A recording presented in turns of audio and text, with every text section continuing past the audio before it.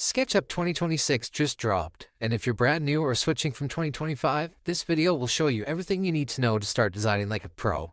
Hi, welcome back to Ace of Arc, and today I'm walking you through all the basics, tools, setup, and my favorite tricks to make your first model fast and realistic. Let's dive into it. When we first opened SketchUp 2026, this is what you're going to see. This is our interface for the software.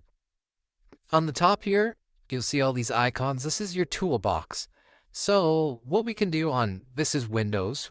To customize our toolbox, we can simply right-click on it, and it will show you all of these different options. If we want to add or get rid of anything, simply click it,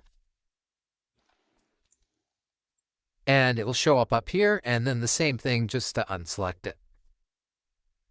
On Mac, we're going to go up to the top left of our screen, hit the Tools drop-down menu, and it's going to show a similar, little bit different, but a similar option. On our right side, we're going to have our default tray. So this is where we're going to find things like materials, components, tags, and different kinds of scenes. At the bottom is our measuring box in the bottom right corner, and that is simply for if we're going to draw a line here, we can type in direct dimensions, and it will add it into the model. So this is the interface and how we work it, and let's move on now. Let's go over tools that you'll use 90% of the time. While we do this, I'm just going to note that I'm going to draw a simple structure, so if you'd like to follow along, by all means. So first is our line tool. This can be shortcutted by hitting L on your keyboard. It's also shown in your toolbar up here. What we can do here is, it's basically just a pen. You can draw whatever you want. So let's say we want to make this 10 feet. We can select it and write 10 feet. The nice thing about the line tool as well is we can auto snap to our axes. So green going back to front, red going left to right, and blue going up and down. So what we can do here is we'll do another 10 feet, and we'll just make a simple box here, and I'll erase that. So now that we got our box, our next tool is going to be our push-pull tool, which can also be accessed by selecting P on your keyboard. And this will change any 2D object into 3D. So we pull it up. Let's say we'll go 8 feet. And that will change our two-dimensional plan view into 3D. This is super helpful for things like floor plans, walls, etc. Our next one is going to be our orbit tool, which it can be accessed by selecting O on our keyboard or up on our toolbar. This lets us orbit around our model.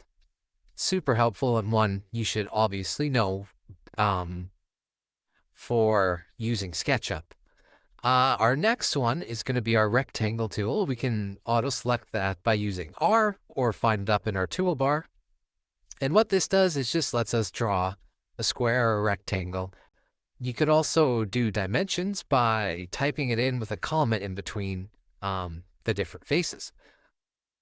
Our next tool is going to be our tape measure tool, which is used by selecting T on our keyboard. And this is to put guidelines in. So if I want my door, say, 16 inches away from my window, I can do that. I want my door to be 2 feet. Stuff like that. So you can add our guidelines in there.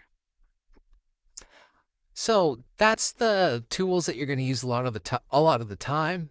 The other tool we can also go over super fast here is our offset tool. So that's going to be found up in our toolbar here. And this is to offset any faces or lines. So what we can do here is you see that it's selected by all the dots. We can pull out, and if I want my overhang to be 2 feet, there we go. So now we have a 2-foot overhang, and it automatically puts a face in it. So before we move on to our textures and whatnot, I'm just going to draw a basic roof. I'm going to do this super fast, so I'm going to use my push-pull tool.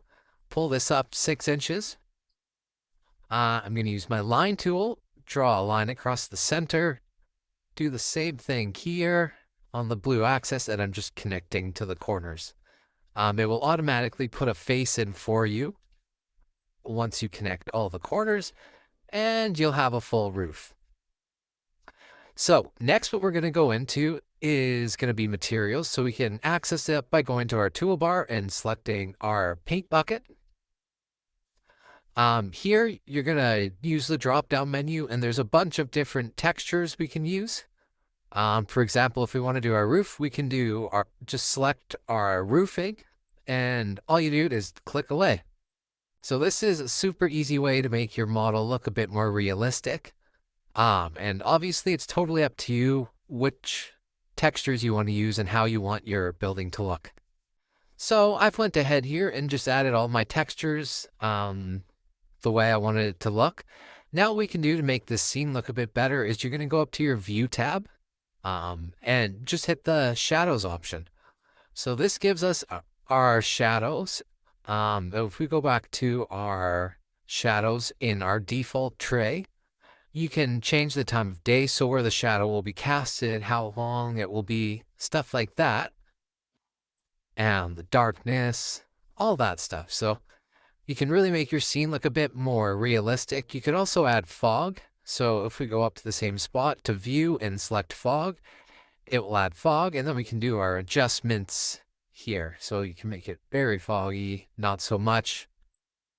It really just kind of makes the scene look better. You can also go around in here and kind of play with everything. So you have all these different options. You can mess around with your scenes, environments. You can add backgrounds into it, and all that stuff. But for now, I'm going to leave you guys with that. If you want to save your project and export it into a rendering software or wherever it may be, you can also do that by just File, Save As, and you want to save it as a SketchUp drawing. Other than that, that's basically all you need to know to really get started. SketchUp is kind of a program that you need to practice to get better. So I also have a ton of other videos for SketchUp 2025. Majority of them, if not all, apply to SketchUp 2026. So if you want to check out those videos, it would be greatly appreciated. Please give this video a like if you made it this far and hit that subscribe button. It helps me a ton make these videos. Thank you.